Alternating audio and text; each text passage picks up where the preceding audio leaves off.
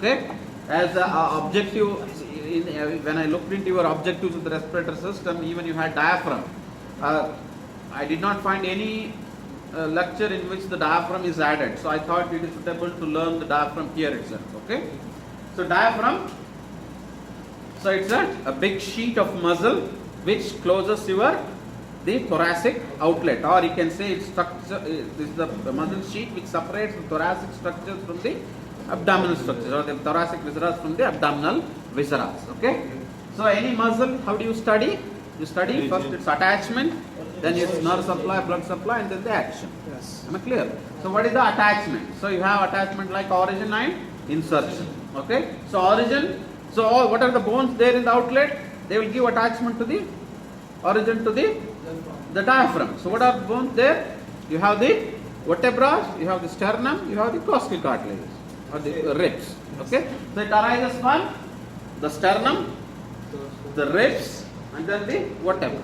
So you have three origins. What are they? Sternal origin, okay, costal origin, and then the vertebral origin. The sternal origin, what is that?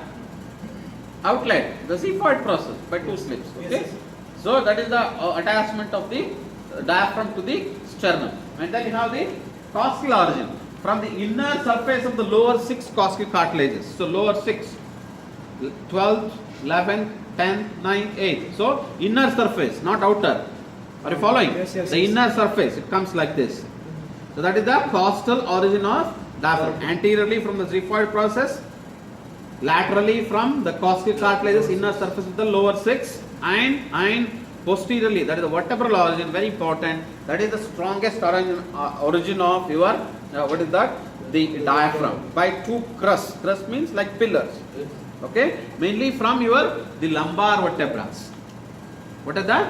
Lumbar vertebrae. So first, second, and third lumbar vertebrae. Two crusts like pillars. You know, the right crust and then the left crust. So the right crust arises from 1, 2, 3. 1, 2, 3. Which 1, 2, 3? Lumbar 1, 2, 3. Left crust only from 1 and second. First and second. Okay.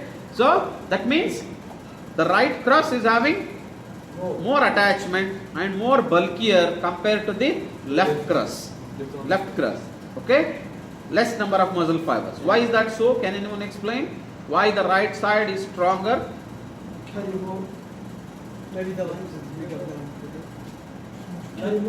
What is there here in the right hypochondrium? Liver. So it's a very heavy organ.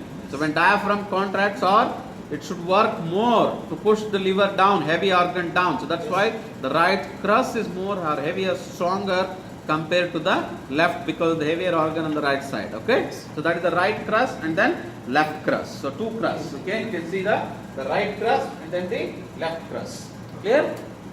And now there are other ligaments from which you have the even origin of the diaphragm. So you have three sets of ligaments. You have the median arcuate, medial arcuate, lateral arcuate. Are you following? Yes. Median, that means center. Then medial and then lateral. So median is between the right and left crust. The right crust is origin, left crust is origin. So between them is the median, from which you have the origin of muscle fibers. Okay, then you have the medial, between the body and the transverse process, where the psoas major muscle is going down. Okay, and lateral, it is between the rib and the vertebra. Rib and the vertebra, mainly the 12th rib. Okay, so that is the lateral arcuate ligament in front of your quadratus lumborum muscle. Okay, so those are the three ligaments from which even the muscle fiber. So that means it arises from all round. Are you following? So anteriorly sternum. These are the ribs. Okay, so even you have the ligaments and even from the vertebra. So all round it is having origin. From everywhere it originates like this. And all the fibers, they unite in the center. Are you following? Just I will show you again. So like this. All the fibers are coming like this. Look at my hand. Okay. And the center, they all fibers unite. So a very important point here is the insertion. The insertion is not bony. The insertion of the diaphragm is not bony. Okay, it doesn't attach to any bone. Insertion the fibers from the right side, fibers from the left side, they mix, forming a central tendon. What is that? Central tendon. The tendon is there in the center, or you can say exactly below the heart, you have the central tendon. Okay? So it doesn't have any bony attachment. If there is bony attachment, then it becomes very difficult for us to breathe. It has to go down like a piston, you know. It has to go down and then come up. That's why it doesn't have the insertion to any bone, only the attachment outside. Okay, central it is, the central tendon is there. Am I clear? Yes. So that is about the attachment of the diaphragm. Okay, both the origin and insertion.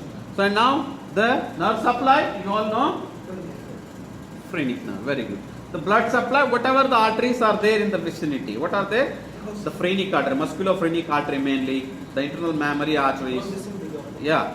So few branches directly from the aorta. Okay. So all those branches will be supplying the artery. I mentioned them. Okay. Many other intercostal arteries also.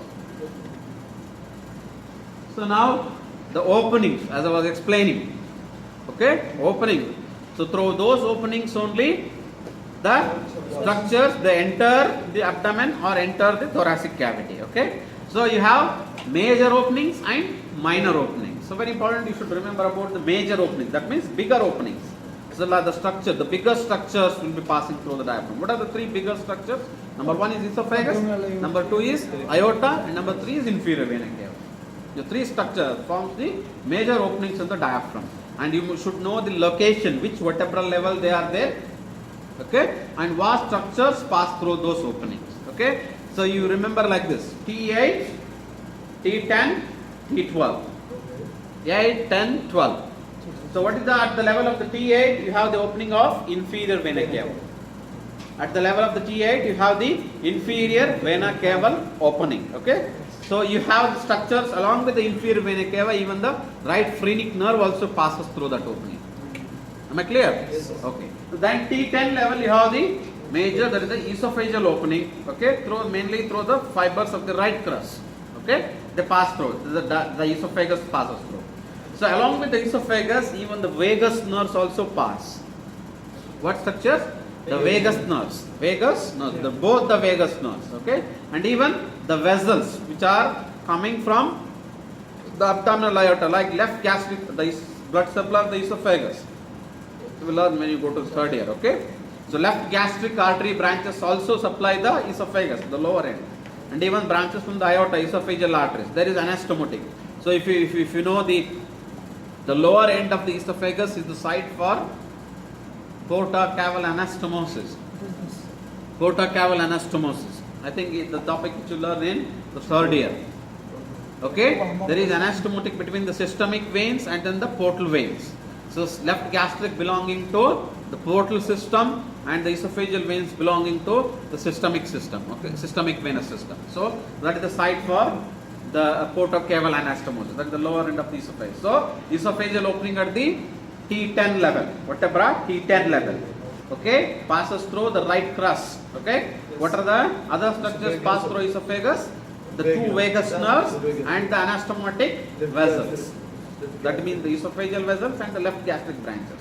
And lastly, T12, center in the median plane, in the midline. Okay, esophagus slightly to the right, this inferior vena cava opening slightly to the left. Okay, so you have aortic opening through which even you have the passage of the azygous vein and thoracic duct. Along with the thoracic, the aorta, you have azygous vein and the thoracic duct. Thoracic duct and azygous vein pass through the aortic opening. Clear? So you should know the vertebral level, which opening, and along with the major structure, what are the other structures passing through that? Okay, T8, vena caval opening, along with the inferior vena cava, we have the right phrenic nerve. T10, esophagus, along with the esophagus, you have the anastomotic channels between left gastric and the esophageal artery branches, and then vagus nerves, both the vagus. And T12, aortic opening, you have the thoracic duct and azygous vein. Clear? So now, come back to again thoracic wall. Okay? So, you have, I said, 12 pairs of ribs. If you observe these 12 pairs of ribs, between the ribs you have spaces. Yes. Okay, which are called as intercostal spaces. What they are called as? Intercostal spaces. In a living body, this is the skeleton, right? In a living body, these spaces are not open. They are bridged by sheets of muscles. So they are called as the intercostal muscles. What they are called as? Intercostal muscles. So intercostal space, intercostal muscles. So in this intercostal space, which are bridged by the intercostal muscles, even you find, so when there are muscles, definitely they need the nerve supply and blood supply. Yes. So intercostal space will have three contents. What are they? Intercostal muscles, intercostal vessels, intercostal nerves. Okay. Am I clear? Yes. They are the contents of the intercostal space. So let's learn about these structures one by one. So first begin with intercostal muscles. So there are three intercostal muscles from outside to inner side, similar to your anterior abdominal wall, where again you have three muscles. Okay. First, the outermost muscle is called as external intercostal. Inner to that is the inner intercostal, and innermost is the innermost intercostal. Three muscles from outside to inside. External, internal, innermost. Am I clear? Yes. Three intercostal muscles. External intercostal muscle, internal intercostal muscle, innermost intercostal muscle. And in between these muscles, you find the vessels, nerves, and nerves. Okay? So they are arranged in a specific way. So okay, that was what I was explaining. The external intercostal, internal intercostal, and then innermost intercostal. So these are the muscles which you see here. Okay? And even you have the intercostal nerves and vessels. So now you can see this is a small enlarged view of one intercostal space. Okay? So this is the outermost muscle, we call it as external intercostal muscle, and this is the internal intercostal muscle, and this is the innermost intercostal muscle. So you can find these nerves and vessels between innermost and internal. Am I clear? Okay? And look at the arrangement of these intercostal vessels and nerves. Uppermost is the vein, then you have the artery, and then you have the nerve from above downwards. Very important. What are they? Vein, artery, and nerve. That we call it as VAN. VAN, VAN, you know? Vein, artery, and nerve. How are the intercostal vessels and nerves are arranged in the intercostal space? They are arranged in the form of VAN from above downwards. The intercostal vein, intercostal artery, and intercostal nerve. Okay? So now come back to muscles again. External intercostal, internal intercostal, and innermost intercostal. Okay? So now let's learn about the external intercostal muscle. So this is the cut section. Okay? To show you the muscle. See? So one important point you can observe here, the external intercostal muscle is not complete throughout the intercostal space. There is a gap in the anterior side. Are you following? Yes, sir. Replaced by membrane. Okay? That is called as anterior intercostal membrane. Okay? Yes. Similarly, the internal intercostal, there is a gap on the posterior side. Okay. The posterior intercostal membrane. Yes. Whereas innermost intercostality, you can say divided into three slips. Yes. One slip, second slip, and third slip. Are you following? Yes. Okay. So now inner to that you have the pleura. Are you following? Yes. Okay. So external intercostal muscle replaced on the anterior side by anterior intercostal membrane. Internal intercostal muscle replaced by posterior intercostal membrane on the posterior side, and innermost is divided into three slips of fibers. Yes. Clear? Yeah. Now very importantly, the direction of the muscle fibers. The external intercostal muscle fibers, they run downwards and forwards. Look at my hands. They run downwards and forwards. Okay. Okay? Whereas the internal intercostal muscle, it runs perpendicularly opposite to it. Okay. Upwards and backwards. Okay. Upwards and backwards. If this is the external intercostal, perpendicular to that is the direction of the internal intercostal muscle. Because of the directional difference only, they are able to do the movements of the ribs, helping in respiration. external intercostal muscle. I will show you the picture, you can understand. Yeah, see here. I don't know why this. Can you see this? These are the external intercostal. See how the fibers are running. They are running like this, downwards and forwards. And look at the fibers of the internal intercostal. They are running opposite. Am I clear? Yes. So because of that, there is difference in the actions of the muscles. Okay? So that is about the intercostal muscles and intercostal nerves and vessels. So very importantly, this arrangement of the structures: vein, artery, and nerve. Okay? Van.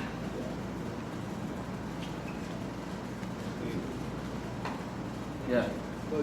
Vein, artery, and nerve. Okay? Arrangement of the intercostal nerves and vessels in the intercostal space. Vein, artery, and nerve, that is van, from above downwards. Clear? So now, again, similar to your how we classified the ribs as typical and atypical ribs, even the intercostal spaces, very important, learn this.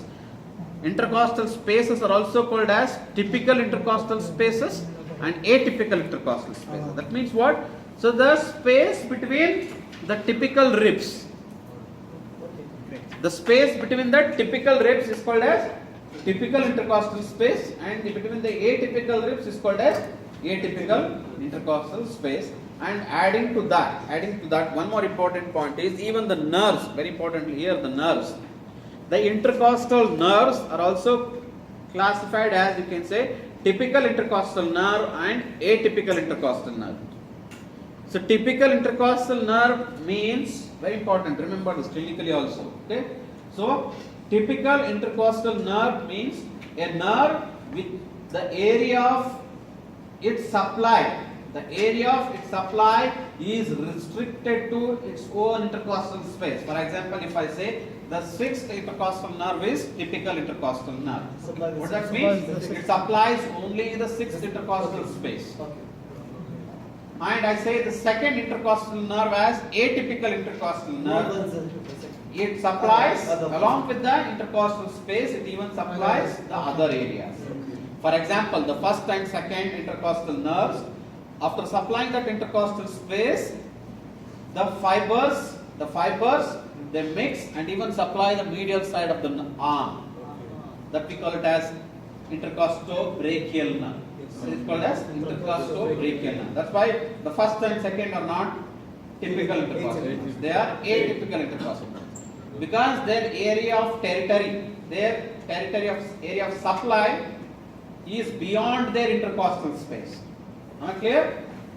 Am I clear about that? Yes. So what are typical intercostal space? The space intervening between the typical ribs and traversed by vessels and nerves which are confined to the thoracic wall. Okay? Whereas atypical intercostal nerve means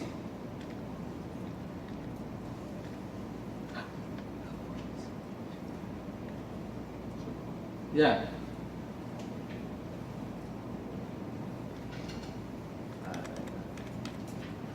Okay, I explained it now. I thought that I also.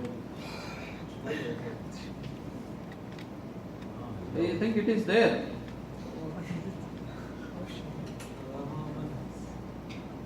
Intercostal nerve. Okay, so I explained. I hope you understood. Okay, typical intercostal nerve and atypical intercostal nerve. So typical means the area of supply is restricted to its own intercostal space. Atypical means beyond that. Okay. Now blood supply of this intercostal spaces and muscles. So you have 3 arteries in each space. Yes. You have 3 arteries which you already learnt in your cardiovascular system. What are they? You have 2 anterior intercostal arteries and 1 posterior intercostal artery. I don't want to go into details again because I already learned that. Okay. So 2 intercostal, anterior intercostal, 1 posterior intercostal. So anterior intercostal arteries are branches from internal mammary or internal thoracic artery. In the later part, which divides into superior epigastric and musculophrenic. Yes. The spaces, that is 9th, 10th and 11th, so they will be from musculophrenic. Whereas the above, they are from internal mammary or internal thoracic. Posterior, you all know, they are all from your the descending aorta, except the first and second, Yes. which are from Superior. the costocervical of the subclavian artery, Yes. superior thoracic artery, superior intercostal artery. Okay, the first and second. Remember? Yes, yes, okay, yes. because they are from the subclavian artery, which all again I mentioned in the this slides. Yes, Okay, yes. so similarly the venous drainage. Yes. Which is the venous drainage of the thoracic Yes, wall? venous Azygous drainage. venous Yes, yes. system. On the right side you have azygous, on the left side superior and inferior hemiazygous. Yes. Superior and inferior hemiazygous.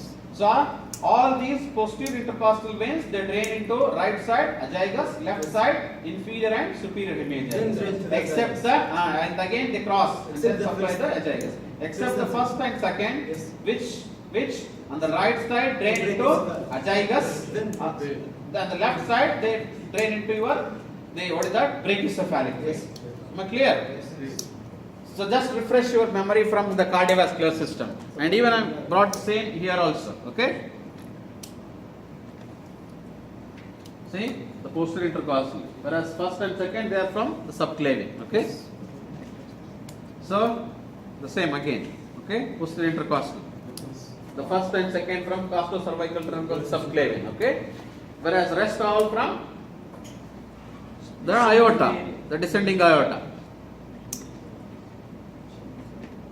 The venous drainage. So look here. The first one on the right side draining into brachycephalic. Okay. The second, third, and